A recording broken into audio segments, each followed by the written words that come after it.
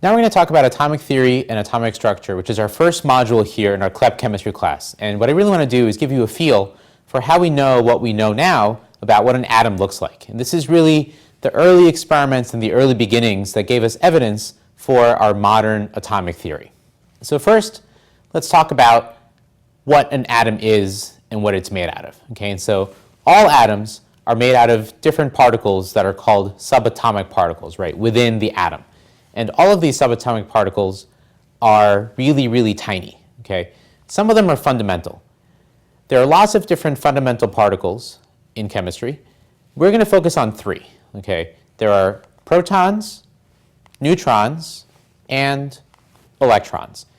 Technically speaking, a neutron is not exactly a fundamental particle. You'll see why later when we talk about nuclear chemistry, but for right now, we're going to consider it a fundamental subatomic particle. Okay, so these are the big three: protons, neutrons, and electrons. The question is, how do they all fit in to the atom, right? What does the atom look like? And exactly how does it work? So what I'm going to try to do is show you some early experiments that were done over 100 years ago that lead to our current understanding of atomic theory. So the first experiment was done by J.J. Thompson. Okay, so what I'm going to do now is show you what J.J. Thompson's setup looked like. So here's our friend J.J. Thompson, and he played with something called a cathode ray tube. Okay, and so over here on the right side is a diagram of his actual cathode ray tube setup. On the bottom is a schematic, just so you can see a little bit more easily exactly what was going on inside of this contraption. Okay, and so in his cathode ray tube, he had a piece of glass, and inside the piece of glass, he had two little metal electrodes that were separated by a certain distance. And then he hooked this up to a battery. The battery was a source of electricity. Okay, and so when he connected this to a battery and this electricity was created, it produced these things called cathode rays. They didn't really know exactly at the time what these cathode rays were, but they knew that it was a result of electricity. So what he noticed was that when these cathode rays traveled through this setup, they didn't really go straight, as he may have predicted, but rather they always curved and deflected in a certain direction. And they always went in the same direction, namely towards the positive end and away from the negative end. Okay? And so this led Thompson to conclude that whatever these charged particles were, they had to be negatively charged because they were being attracted to the positive end and they were being repelled by the negative end. So in terms of the charges, it made sense.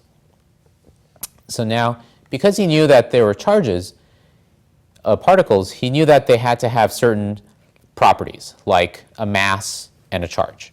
And so what Thompson really wanted to do was figure out the mass of the electron and the charge of the electron. Okay. We'll use the letter M for mass and the letter Z or Q for charge. And unfortunately, Thompson was not able to get individual numbers for the mass of the electron or the charge of the electron, but at least he was able to get the ratio of the mass to the charge. By the way, I should point out, the reason he called these things electrons was because they were being produced when electricity was generated. So the next person on the scene was Milliken. And Milliken did something called the all-drop experiment. So here's a diagram of Milliken's all-drop apparatus. Okay. He had this chamber here in the center, which looks very similar to what Thompson had used, except that it's encased in metal, and the inside part still has these two electrodes. Okay, there's one here, and there's one here. And instead of having them situated like Thompson did, he had these things vertical. Okay, and so the positive plate was on the top, and the negative plate was on the bottom. Instead of using a battery, he used X-rays here to produce his electricity or its current. And then on the left side, there's an atomizer. So the word atomizer is a bit of a misnomer. Okay? It doesn't really create atoms in it, as you might have thought. But he basically took something that looks very similar to like maybe your grandmother's fancy perfume bottle, and he filled this thing with oil. Okay? So he took out all the perfume, put in some motor oil, and then he spritzed. And the idea is that when he pressed down, he was able to create oil droplets that had a very uniform size. And so the oil droplets were being generated and sprayed into this little hole. And when they hit this little hole and went inside, there were two things that were happening. Okay? One is they're being bombarded by these X-rays so that they would get a net negative charge. So now you have these droplets that have mass, m, and they have a charge, z or q. So here are the two forces that are acting on it. Okay? Gravity is pulling these things down because they have a certain mass. So gravity wants them to go this way. But because they're negatively charged, they also get affected by this external electric field. And remember, the way that Milliken had set this up, positive plate was on top and the negative plate was on the bottom. So when they travel too far down, you start to get this competition going on. Okay? Gravity wants them to go down, but the electric field wants them to go up because they're attracted to the positive end and they're being repelled by the negative end. So you have these two equal and opposite forces. And he was able to tune the experiment in such a way that the magnitude of the force going down was equal and opposite to the force going up. So literally, these oil droplets were just hovering in midair. They were levitating like this. And he was able to kind of see these little oil droplets in the middle there. And from this experiment, he was able to get actual numbers for the mass of the electron and for the charge of the electron. So the numbers we have now are that the mass of the electron is about 9.11 times 10 to the negative 31st kilograms. And the charge of the electron is negative 1.602 times 10 to the negative 19 coulombs. Okay, so now we know what the mass and the charge of the electron are individually. The last experiment is one that was done by Rutherford. Okay, and so Rutherford was actually a kiwi farmer. Okay, not like he farmed kiwis, but he was from New Zealand. And he was able to get a little bit of money to go and study overseas. So he went to the UK and did some interesting experiments called the gold foil experiment. So here's what he did.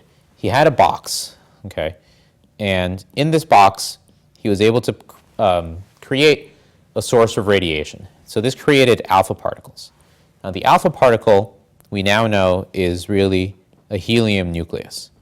Okay, so it has a charge of +2. Back then, they just knew that these things had positive charges.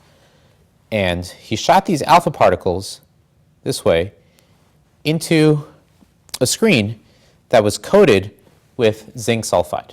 Now, the zinc sulfide would basically glow in the dark if alpha particles hit it. And then in the middle of the screen, he put a piece of gold foil. Okay, so gold foil is a little bit like aluminum foil, except that instead of being made out of aluminum, it's made out of gold. Okay, it's a very expensive little piece of metal over here. And what he did was when he shot the alpha particles at the gold foil, the vast majority of the alpha particles went straight through and they wound up directly on the other side. But not all of them did. Okay, once in a while, they would bounce off and deflect and go in different directions. And you say, wait a minute, what's going on here? Why is it sometimes bouncing off and sometimes not bouncing off? Why am I getting all these different patterns? How does any of this make sense? Okay. So here's Rutherford's interpretation of the gold foil experiment.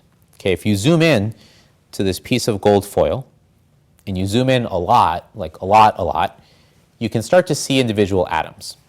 And these individual atoms are shown here, right? These balls represent the individual atoms. And what Rutherford proposed was that each of these atoms is really tiny, but it has a center, which is called a nucleus. And the nucleus is extremely massive, okay? Has the vast majority of the mass of the atom. Okay, this is where all of the protons and all the neutrons live. And on the outside, in the cloud, are all the different electrons. But the point is that the electrons are much, much, much lighter than the protons and the neutrons are. Okay, and so the idea was that if these alpha particles were to hit the center, like the nucleus, okay, the nucleus was so much heavier than these alpha particles that they would basically just bounce off, and then they would deflect and go in a different direction. But that happened pretty rarely because the electrons took up so much space that most of the time the gold foil was basically unaffected, okay? And the alpha particles just went straight through and were completely undeflected by the nucleus. But again, once in a while they would happen to hit that little sweet spot in the middle and bounce off. Okay, and so now we have our current understanding of an atom.